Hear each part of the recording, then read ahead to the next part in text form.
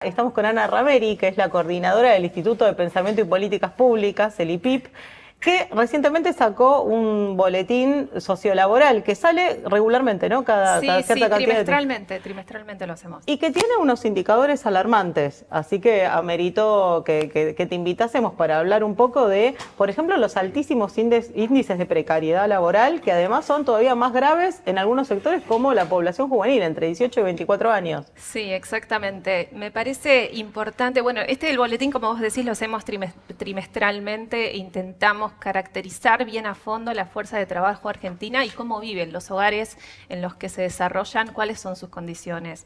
Me parece que lo importante antes que nada es resaltar de fondo que estamos ante un programa de gobierno que tiene como objetivo confrontar abiertamente con la clase trabajadora, ¿no? Con quienes solamente tienen la fuerza de trabajo para sobrevivir. Yo diría, para entenderlo, la clase no propietaria en términos de la relación capital-trabajo. Y efectivamente, confronta con la fuerza de trabajo actual presente a través de una política económica que pulveriza los ingresos, que pulveriza los salarios, que ha tenido distintas etapas en el último año, que al mismo tiempo ataca la generación de empleo genuino, ¿no? A través del estrangulamiento del aparato productivo, pero también confronta con la fuerza de trabajo pasada, pretérita, quienes han vivido de su propio trabajo, como son los jubilados y pensionados, que son quienes hoy soportan buena parte del ajuste fiscal. Y como vos decías, confronta también abiertamente con la fuerza de trabajo futura, los jóvenes, porque los jóvenes son los que tienen las peores posiciones dentro de un mercado laboral que de por sí ya está debilitado y muy golpeado. Bueno, los indicadores que vos mencionabas, nosotros estábamos midiendo que cerca del 42% y como mínimo, te diría, de la fuerza de trabajo está en condiciones precarias. ¿Por qué digo como mínimo? Porque es un indicador que se conforma con la precarización de la contratación, pero también con la precarización de ingresos, que para nosotros es importante, porque hoy tener un empleo formal no garantiza salir de la pobreza. Entonces, quienes están formales y están por debajo de una canasta básica, que es la línea de pobreza, creemos que también están en condiciones de precariedad. Por eso decimos, ataca también la fuerza laboral futura, porque los jóvenes tienen los peores indicadores del mercado de trabajo y porque justamente estamos en el embate de la reforma laboral que intenta sellar un régimen de empleo cada vez más flexibilizado y más precario. O sea, en este panorama que es bastante duro, confronta y gana. Lo que diríamos es que hace tiempo venimos con un mercado laboral golpeado hace muchos años, pero que en este último año se ha visto recrudecer en todos los sentidos. O sea, las estadísticas indican que hay una destrucción de empleo formal, cerca de 200.000 puestos de trabajo menos, de los cuales 100.000, cerca de 100.000, tiene que ver con empleo privado, 60.000 con empleo público y también una destrucción del registro en casas particulares, de las empleadas de casas particulares. Y la única categoría que ha crecido, pero ha crecido por debajo de lo que se destruyó de empleo, es el monotributo. Entonces estamos hablando de formas de empleo que en general encubren relaciones de trabajo y que en realidad suelen ser fraudes laborables, ¿no? La mutación, lo que le decimos es la deslaboralización de la relación de trabajo, es la mutación de una relación de trabajo que está regida por el contrato laboral hacia una relación comercial. Así que, en realidad, en el último año lo que vemos es que esos indicadores de precariedad y de informalidad se han agravado en un contexto de destrucción del empleo genuino. O sea, crece el cuentapropismo. Exactamente. Crece el cuentapropismo. Claro. Hay un mecanismo que están utilizando los empresarios que es despedir y volver a contratar en condiciones a menos cantidad de trabajadores. Y a esa minoría que se nombra se lo hace de manera precaria.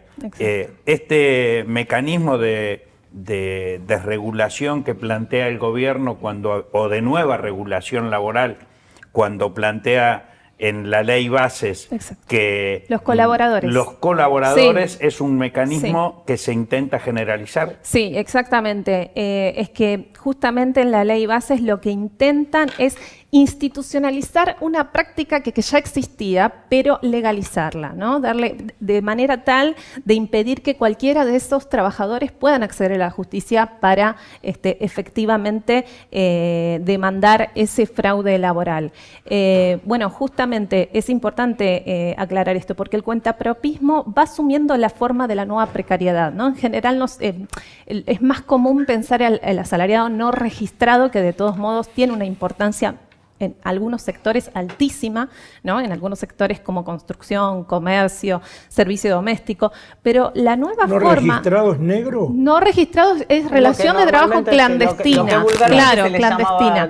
Pero es verdad que a través... No te metas con los negros. Por lo menos degradándolo, por favor. Pero es verdad que en los últimos años lo que ha venido creciendo aceleradamente es el cuentapropismo, el trabajo por cuenta propia, pero que esto está muy lejos de ser algo así como la emancipación de la clase trabajadora de las relaciones de dominación capitalista, ¿no? El sueño, la idea del emprendedurismo y demás. Generalmente es, como decíamos, fraude laboral directamente a través de mutar una relación laboral en una relación comercial, o directamente si rebusques de la fuerza de trabajo que es expulsada cotidianamente del aparato de los empleos más modernos y de alguna manera buscan insertarse en el mercado de bienes y servicios vendiendo lo que se puede y de alguna manera subsistir.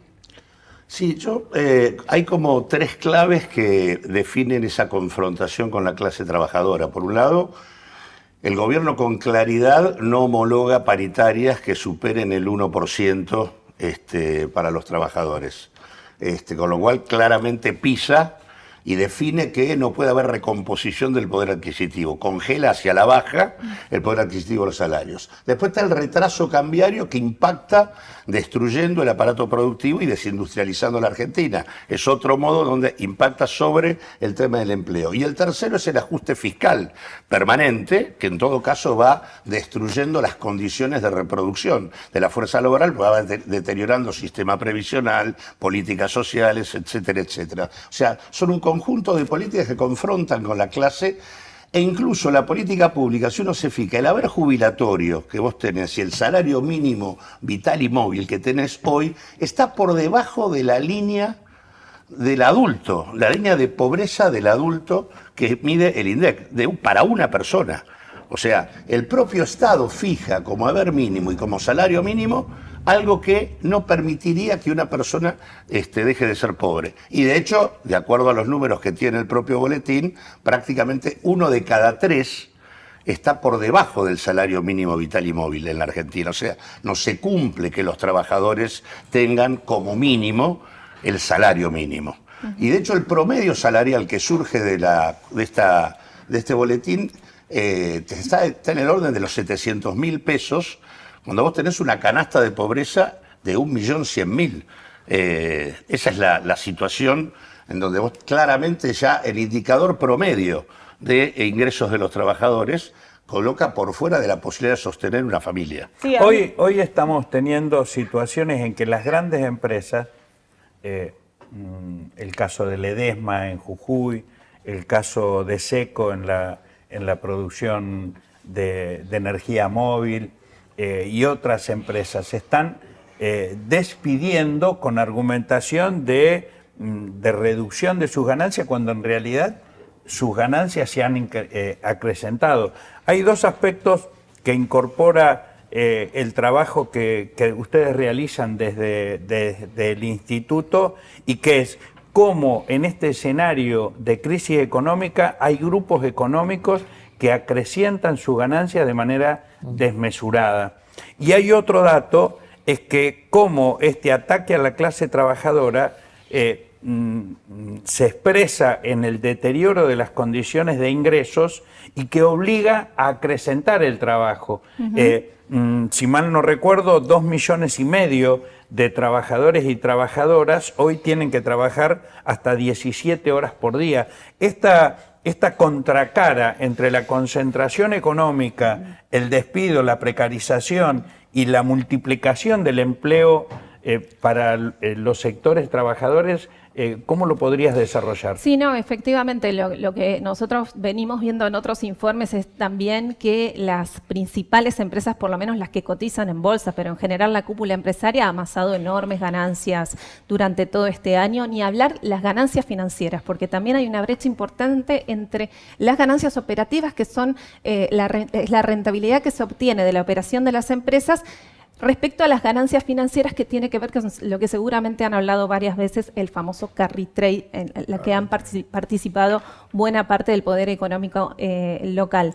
Pero efectivamente, como decís, yo creo, le llamo algo así, que lo que ocurre con la clase trabajadora es una resistencia contra la austeridad, contra el mandato de austeridad que intenta imponer este gobierno. Es decir, no hay plata, tenemos que ajustarnos. Por eso, también en el informe explicamos las distintas estrategias que tienen para los hogares, entre las cuales, Cachorro, está lo que vos decís, la intensificación del trabajo. O sea, y bueno, hace algunas semanas estuvo el posteo de Caputo festejando un aumento salarial que en realidad encubría un aumento de horas extras, porque efectivamente lo que se ve es que los trabajadores y las trabajadoras, para sostener sus ingresos, tienen que trabajar cada vez más. O sea, al mismo ingreso le corresponde más cantidad de horas.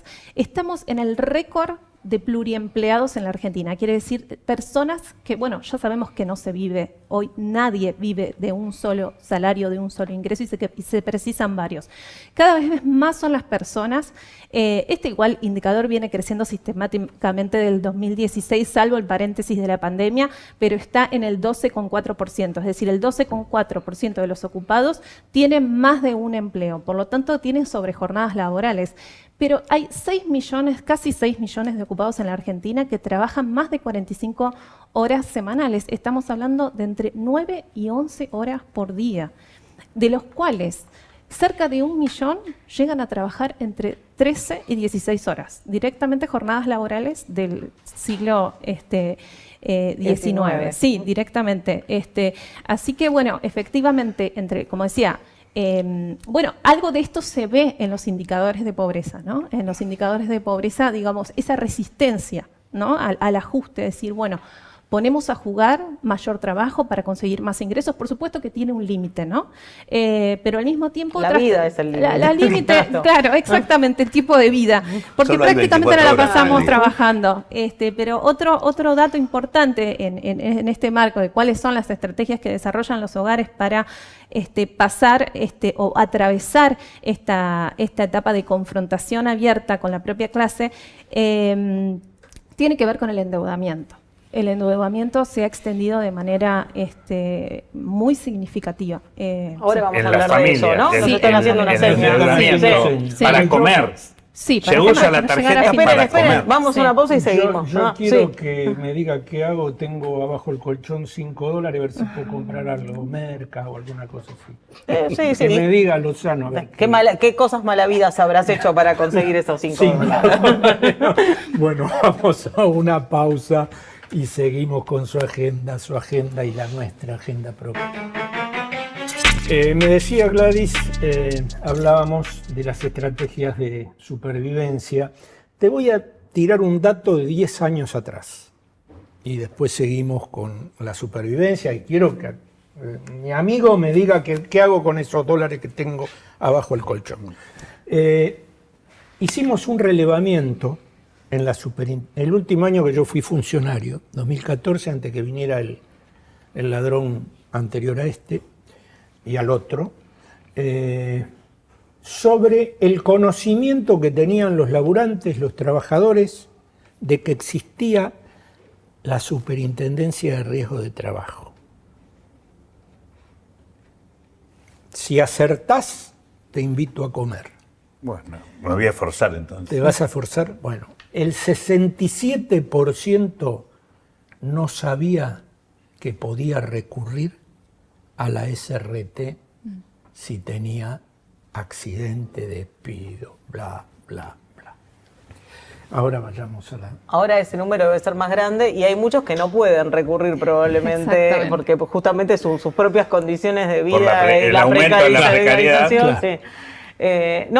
Antes del corte mencionabas el tema del endeudamiento. En el informe ustedes dan cuenta de una serie de estrategias de, no sé si supervivencia es la palabra, pero imagino que sí, que son las que recurren las familias cuando en efecto ya no hay más horas del día para salir a trabajar. Exacto. Y así todo no se pueden cubrir los gastos mínimos. Sí, es como llegan a fin de mes, para decirlo más sencillamente. Y las familias, efectivamente, como decías, no solo suman nuevos empleos, sino que al mismo tiempo salen otros integrantes que por ahí tenían otros planes, quizás estudiar, formarse, porque no olvidemos que para la juventud los procesos de formación son absolutamente relevantes para para pensar en una fuerza de trabajo competitiva, y si en algún momento nuestro país intenta desarrollar algún sendero de desarrollo incorporando conocimiento.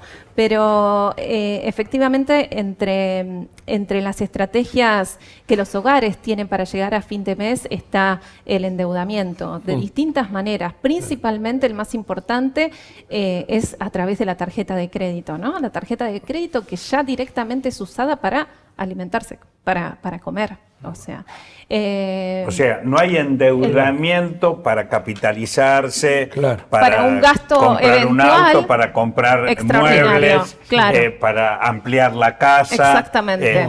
Es para poder llegar con la alimentación, con los consumos habituales. En la última medición de la EPH aparece que el 55% de la población dijo que usó tarjeta de crédito para llegar a fin de mes.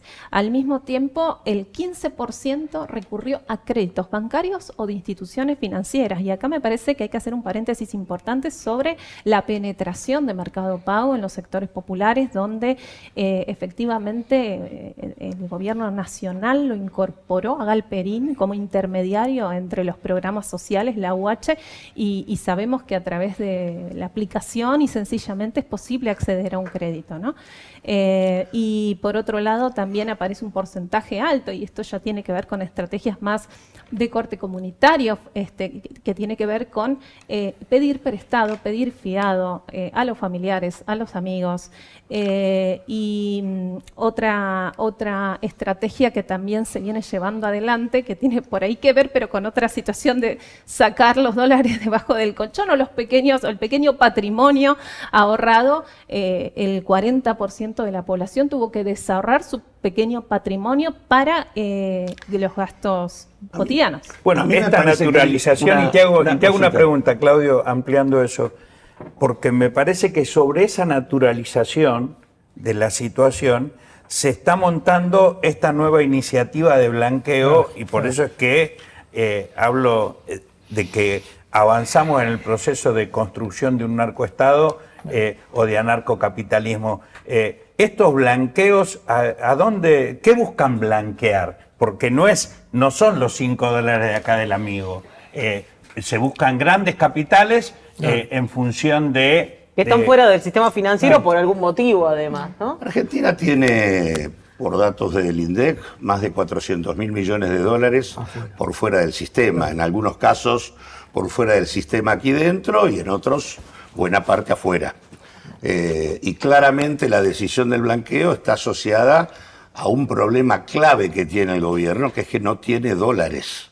A pesar de, los dólares que tiene hoy son los dólares del rescate que hizo Trump de un gobierno que se caía, que iba al default.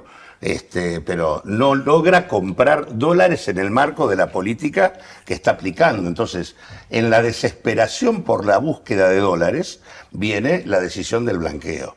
O sea, que aparezca, que se pueda comenzar a funcionar en dólares, abre la posibilidad de que una parte de esos dólares vayan a depósitos en el sistema financiero local, que crezcan esos depósitos. Si eso pasa, vos tenés más reservas, porque los depósitos quedan encajados en el Banco Central. Al mismo tiempo, eso habilita créditos en dólares. Los créditos en dólares, en tanto hay que canjearlos en el mercado de cambios, eso implica que el Banco Central puede comprar dólares. O sea que hay una búsqueda de dólares que, por la vía del mecanismo del retraso cambiario que ellos tienen en función del objetivo antiinflacionario, Esto es un intento. Ahora, Perdón, en ese intento... ¿Y el blanqueo anterior, que fue un éxito No, y que iba a pasar todo eso? ¿Qué pasaron por esos 20.000 millones? Es que ellos lo que utilizan son instrumentos de corto plazo para seguir sobreviviendo. Ahora, lo que hay que ver es que en ese proceso nos van llevando pausadamente hacia el camino de la dolarización. La dolarización nunca salió del objetivo del gobierno. La dolarización es cancelar el desarrollo futuro de la Argentina. Ese es el objetivo final de toda esta estrategia. Y por cierto, transformar a la Argentina en un paraíso fiscal. El tema, no han sacado todavía este tema porque hay un conjunto de normas tributarias, penales, de acuerdos de la Argentina con organismos internacionales que hacen que claramente quedes afuera de la ley, digamos, haciendo un blanqueo de la naturaleza que están planteando y abriendo la puerta al narcoestado. Ahora, yo quería ir a un punto del planteo que hacía Ana, que me parece que es lo que, por lo menos en el boletín sociolaboral, se intenta plantear, porque en general hay una mirada en donde el problema laboral se lo mide por la evolución del desempleo. Y lo que de alguna manera se muestra acá es que el problema laboral en la Argentina hace rato que no se expresa por el aumento o el descenso de la tasa de desocupación. Acá, más que el problema, a pesar de que la desocupación creció, lo que sí muestra la sociedad argentina es ese intento de resolver por vía del autoempleo la situación de carencia de ingresos que tiene. Y por lo tanto uno tiene de repente una masa muy importante de gente que está ocupada pero que sigue buscando laburo. Entonces, uno tenés un 7% de la población desocupada que va todos los días al mercado a buscar laburo. Tenés 24% de la población laboral buscando trabajo. O sea, tenés desocupados, tenés ocupados que siguen buscando trabajo porque los ingresos no les alcanzan, y tenés sobreocupados que trabajan más de 45 horas semanales. Es todo un proceso de deterioro del mundo laboral que cuando uno dice, porque en muchos análisis, bueno, no, el desempleo subió muy poquito, o el desempleo... Eso no, el problema es el conjunto del mercado laboral y el uso cada vez más precario y de precarización absoluta de la fuerza laboral, con un impacto sobre todo en el mundo de los jóvenes, que entre otras cosas, en ese trabajo del Centro de Investigación y Acción Social del CIAS, lo que muestran es cómo en los barrios populares, a los 24 años, los pibes todavía no terminaron el secundario. La gran mayoría de los pibes. Ahora, yo me quedo con eso. Doy fe de eso. Yo tengo 3 hijos. De los 3 hijos, hay uno que tiene 3 trabajos. Y el otro, la otra, tiene 2 trabajos. Y esto supongo yo que se multiplica el otro día, pero también tiene que ver con las pautas de consumo, ¿no? Mi nieta, que tiene 7 años, me decía, bueno, papá tiene otro trabajo para poder comprar más cositas para la casa. Y en realidad, bueno, se dio una discusión si se vive para trabajar, claro, o se trabaja para vivir. Y esto es lo que acá hoy por hoy se está viviendo para trabajar, y eso quita condiciones de vida para todo el grupo familiar, atención de los niños, educación, abordaje de otros proyectos que no sea más que el de trabajar para vivir. Ahí me parece que hay también, que tiene que ver con las pautas de vida y con la naturalización de determinadas condiciones de explotación. Exacto. Sí. Porque pareciera que la palabra explotación no aparece. Desapareció. Yo creo que hay que volver a hablar de explotación. Bueno, de alguna manera Milei volvió a hablar de explotación, así que hay que insistir con ese término. Pero sí, es que efectivamente esa es la característica del nuevo régimen de empleo. Hay un autor que dice... la figura del trabajador que tiene un solo empleo, una progresividad, una trayectoria de progresividad económica y un empleo durante toda la vida, ¿no? Donde va ascendiendo, ya no existe más. Lo que hoy tenemos es, ese paisaje laboral cambió, y lo que hoy tenemos son recolectores de ingresos. Me parece que esa figura sirve bien porque es el tipo de modelo de empleo que entiendo yo que desde el establishment, desde el poder económico local, intentan consolidar, ¿no? Un conjunto de trabajos fragmentados, cada vez más precarios, cada vez más inestables, y que de alguna manera esta discusión que decías, ¿trabajamos para vivir o vivimos para trabajar? Es una discusión antigua, vieja, que se dio hace mucho tiempo, en los fines de los 60, en los 70. El tema es que el capitalismo, esa demanda la metabolizó, la reabsorbió, no para darnos más tiempo libre, tiempo insubordinado, ¿no? a las relaciones de trabajo, sino que nos ha sometido a través del imperativo del mercado a disponer todo el tiempo de vida que tengamos para poder efectivamente recolectar esos ingresos para la subsistencia. Aparte porque en tanto aumenta el pluriempleo o en tanto se diluyen las relaciones laborales en un espacio común, y está todo el tema del home office y demás, es mayor el tiempo de la vida de cada uno que está absorbida por el trabajo. O sea, entonces ya no hay una jornada laboral precisa, sino la jornada laboral se extiende al conjunto de la vida. Y esa explotación del trabajo es lo que permite la acumulación de ganancias de pequeños grupos o de grandes grupos económicos que concentran cada vez más el trabajo de la mayoría de la población. Me quedo con un dato que aparece en el boletín y que me pareció muy interesante, que es toda esa cantidad de horas que están absorbiendo los pluriempleados, los sobreempleados. En realidad, si hubiese una jornada laboral de 8 horas, le daría trabajo a casi 2 millones de personas. Así que, en realidad no es que falte trabajo. Lo que está pasando es que el trabajo está pésimamente pago y hay una necesidad de trabajar muchísimo más para poder mínimamente... Redistribuyendo las horas excedentes, no había desempleo en la Argentina. Bueno, me gustó lo del narcoestado. Bueno, estamos es terminando, es porque el allá camino, nos hacen... pero a mí me parece que está el tema.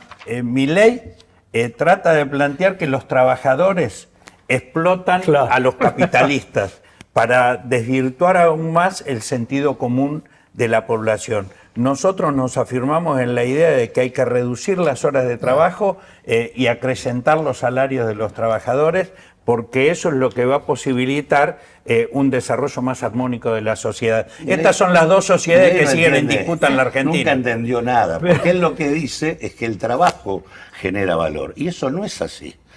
La teoría por la cual se dice es que la única mercancía en el mundo capitalista que genera valor es la fuerza de trabajo. La fuerza de trabajo es la que genera el valor para reproducirse ella y aparte generar un excedente. No es el trabajo, es la fuerza de trabajo. No leyó esa parte. Que solo la ejercen los trabajadores. Un viejo cartel que había arriba, el trabajo será libres. Auschwitz. ¿Tienen el celular usted? Sí, si se quieren comunicar para contarnos lo que quieran, para incluso contarnos sus propias estrategias de supervivencia, se pueden comunicar con nosotros al WhatsApp 11 44 18 97 99 y nos vamos a una tanda. Y vamos a hablar de Tierra del Fuego con los celulares en algún momento. Ahora, en un ratito.